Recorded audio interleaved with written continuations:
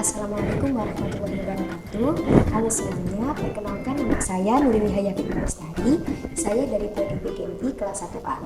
Nah, izinkan saya kali ini untuk menjelaskan mengenai kedudukan guru dan peserta didik dalam pandangan Islam. Sebagai bentuk tugas mata kuliah Ilmu Pendidikan Islam yang diampu oleh Bapak Taufik Siros. Untuk selanjutnya adalah pemaparan atau penjelasan materi oleh saya sendiri. Silakan menyaksikan.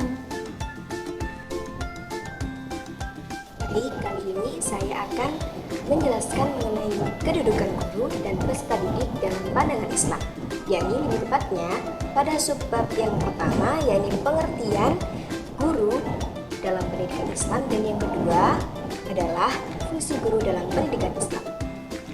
Untuk selanjutnya adalah pemaparan atau penjelasan mengenai subbab yang pertama, yakni pengertian guru dalam pendidikan Islam. Nah, pada pembahasan pertama kali ini adalah mengenai pengertian guru dalam pendidikan Islam. Nah, siapa sih guru itu? Guru ialah orang yang profesinya mengajar. Nah, secara umum sendiri, pengertian guru adalah setiap orang yang mengajarkan hal yang baru serta memiliki tanggung jawab untuk membimbing serta membina murid dalam proses perpindahan ilmu atau transfer ilmu pengetahuan dari sumber belajar ke peserta didik.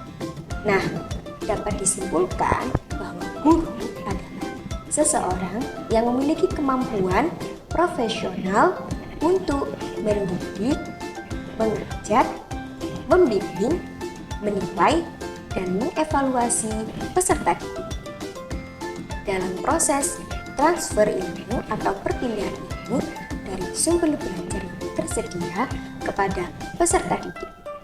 Nah, adapun dalam konteks pendidikan Islam, guru adalah pihak yang berusaha memperbaiki orang lain secara Islami. Nah, ada pun beberapa istilahnya dalam bahasa Arab yang biasa dipakai sebagai sebutan bagi para guru, yakni yang pertama ada ustadz, mu'alim, mursyid, murabbi, mudarris, dan mu'adib. Nah, di samping istilah-istilah atau predikat di atas, dalam tradisi Islam Indonesia juga ditemukan pula loh beberapa predikat guru yang biasanya berbeda dalam setiap daerah. Misalnya, sebutan kiai di Pulau Jawa dan Madura, sebutan ajengan di Jawa Barat, dan sebutan tuan guru. Nah, dalam pendidikan Islam, guru mempunyai arti dan peranan yang sangat penting. Hal ini dikarenakan guru mempunyai tanggung jawab dalam menentukan arah pendidikan. Itulah sebabnya Islam sangat menghargai dan menghormati orang-orang yang berilmu, pengetahuan, dan bertugas sebagai guru. Nah, Islam mengangkat derajat mereka dan memuliakan mereka melebihi daripada orang Islam lainnya yang tidak berilmu pengetahuan dan bukan pendidik. Nah, ada pun dalil mengenai guru dalam Islam yang termaktub dalam Quran surah Al-Mujadalah ayat 11 yang berbunyi, Bismillahirrahmanirrahim. Ya ayyuhalladzina amanu idza qila lakum tafassahu fil majalisi fafsahu yafsahillahu lakum wa idza qila shuzu fashuzu yarfa'illahu alladzina amanu minkum walladzina utul ilma darajat wallahu bima ta'maluna khabir. Yang artinya, wahai orang-orang yang beriman, apabila dikatakan kepadamu, berilah kelapangan di dalam majelis-majelis, maka lapangkanlah. Niscaya Allah akan memberi kelapangan untukmu. Dan apabila dikatakan, berdirilah kamu, maka berdirilah.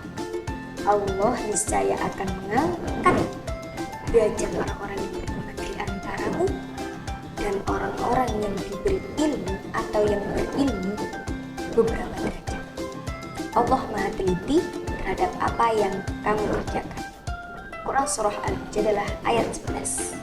Nah, berdasarkan ayat sebelumnya, yakni Quran Surah Al-Mujadalah ayat 11, ada 2 syarat agar ditinggikan derajatnya oleh Allah bagi orang yang beriman dan juga berilmu. Adapun yang pertama adalah lapang dada. Dalam setiap hal yang ditunjukkan dengan lafaz idza qila lakum tafassahu fil majalisi fafsahu yafsahillahu lakum, yang artinya berilah kelapangan di dalam majelis-majelis maka lapangkanlah, niscaya Allah akan memberi kelapangan untukmu. Kemudian syarat yang kedua adalah bersegera dalam melakukan suatu hal yang ditunjukkan dengan lafaz wa idza qila syuzu fasyuzu, yang artinya apabila dikatakan kepadamu berdirilah kamu, maka berdirilah. Nah, maka setelah 2 hal tersebut itu tercapai, kita pun akan ditinggikan derajatnya oleh Allah sesuai janji yang telah ditetapkan dalam Al-Quran, yakni lebih tepatnya dalam Quran Surah Al-Mujadalah ayat 11 tadi. Penjelasan yang kedua adalah fungsi guru dalam pendidikan Islam. Nah, guru memiliki beberapa fungsi yang mulia. Di antaranya yang pertama sebagai pensucian. Artinya guru sebagai pemelihara diri, pengembang, serta pemeliharaan fitrah manusia atau peserta didik. Kemudian yang kedua, guru sebagai pengajar atau instruksional yang bertugas merencanakan program pengajaran dan melaksanakan program yang telah disusun dan penilaian setelah program itu dilaksanakan juga. Kemudian yang ketiga, fungsi guru adalah sebagai pendidik atau edukator yang mengarahkan peserta didik pada tingkat kedewasaan yang berkepribadian insan kamil seiring dengan tujuan Allah Subhanahu wa taala menciptakan manusia. Kemudian fungsi yang keempat adalah guru sebagai pemimpin atau manajerial yang memimpin dan mengendalikan diri sendiri, peserta didik, dan masyarakat yang terkait menyangkut upaya pengarahan, pengawasan, pengorganisasian, pengontrolan, partisipasi atas program yang dilakukan itu. Kemudian fungsi guru yang kelima adalah guru sebagai pembimbing yang membimbing berdasarkan pengetahuan dan pengalamannya, bertanggung jawab atas kelancaran perjalanan. Kemudian yang keenam, fungsi guru adalah sebagai model dan teladan bagi peserta didik dan seluruh orang yang menganggap dia sebagai guru. Dengan kata lain adalah sebagai guru sebagai contoh. Kemudian yang ketujuh, sebagai administrator pada bidang pendidikan dan pengajaran. Kemudian yang kedelapan, fungsi guru adalah sebagai penasehat bagi peserta didik juga bagi orang tua. Meskipun mereka tidak punya latihan khusus sebagai penasihat dan dalam beberapa hal tidak dapat berharap untuk menasehati orang lain.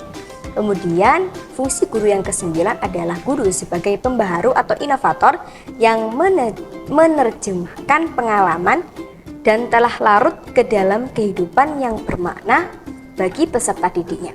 Kemudian yang ke-10 ialah guru berfungsi sebagai emansipator yang mampu memahami potensi peserta didik, menghormati setiap insan dan menyadari bahwa kebanyakan insan merupakan budak stagnansi kebudayaan.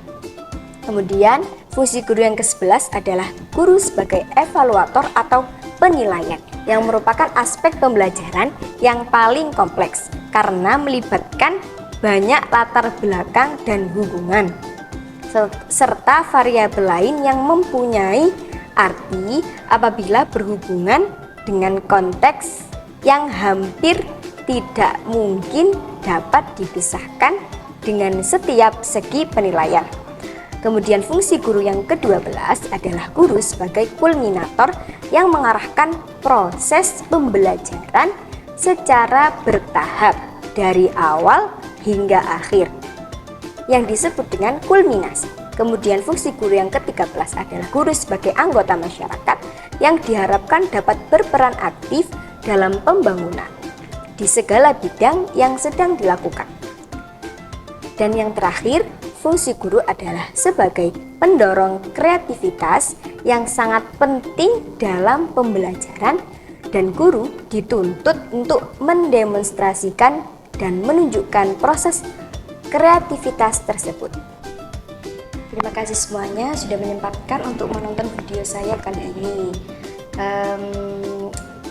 Saya harap semoga ini bisa bermanfaat bagi saya maupun bagi teman-teman yang sudah menonton. Amin. Akhir kata, kurang lebihnya mohon maaf. Wassalamualaikum warahmatullahi wabarakatuh. Dadah.